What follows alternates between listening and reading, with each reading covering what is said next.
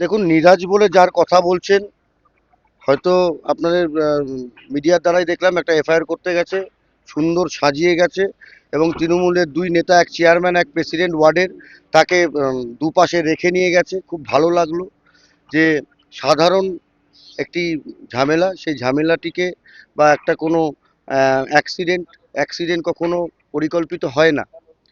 আহ, আপনি আমার গাড়ির সামনে আছে, আপনি দেখতে পাচ্ছেন এই গাড়িতে একটাও স্ক্র্যাচ নেই। আপনার সামনেও লেফট সাইড বলছে, গাড়ির লেফট সাইড আছে।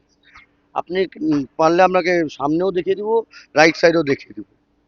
ছেলেটি, আমি যখন ঝংকার মোড় থেকে খালপাড়া টিওপির দিকে যাচ্ছিলাম, সেই সময় আমি আমার গাড়িটি ইন্ডিকেটার দেওয়া ছিল, এবং ও লেফট সাইড থেকে, যেটা ট্রাফিক রুলসকে ভায়োলেট করে, লেফট সাইড দিয়ে ও আমাকে ওভারটেক করার চেষ্টা করে।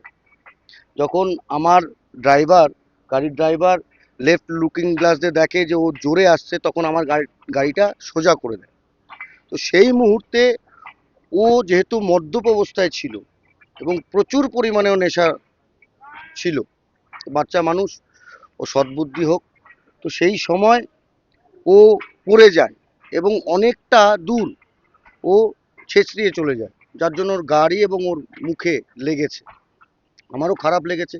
মানবিকতার খাতিরে, যেটা সাধারণ মানুষ করে, আমি গাড়িটা ওখানেই দাঁড় করাই, এবং আমি আমার ড্রাইভার দুজনেই যাই।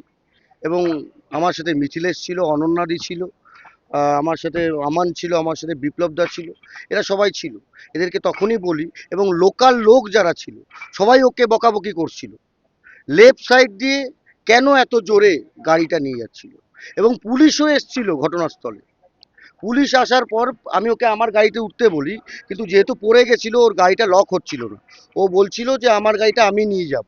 কিন্তু মিথিলেশ যখন দেখে যে ও খুব ড্রিঙ্ক করে আছে, ও মানে গাড়িটা চালাতে পারবে কিনা, সে সময় মিথিলের সামনে গাড়ি চালায় এবং পুলিশ প্রশাসন ওকে পিছনে বসিয়ে যেতে বলে।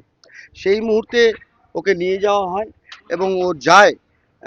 হসপিটালে যাওয়ার পর, হসপিটালে টক্সিক রিপোর্ট, আপনারা ওর যদি পুলিশ এখন করায় দেখতে পারবেন ও কতটা পরিমাণ অ্যালকোহল ওর মধ্যে ছিল। তারপর আমার কাছে রাত্রে থেকে ফোন আসা শুরু করে। ওকে সিটি স্ক্যান, এক্স রে সব করা হয়েছে, প্রাথমিক চিকিৎসা করা হয়েছে সদর হসপিটালে, জেলা হসপিটালে। ওর রিপোর্ট একদম ওকে ছিল। তারপরে ওকে হসপিটালে দেওয়া হয়।